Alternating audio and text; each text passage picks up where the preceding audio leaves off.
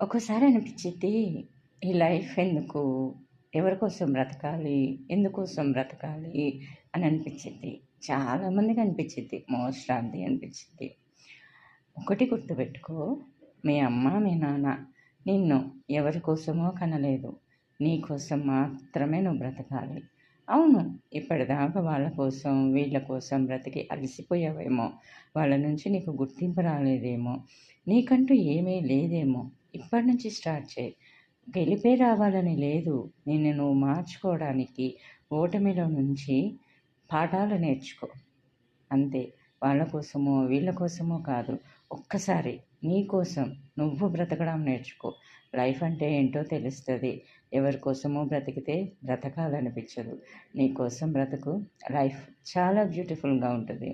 మీ అమ్మ, మీ నాన్న కూడా హ్యాపీగా ఫీల్ అయితారు. ఓకేనా? థాంక్స్.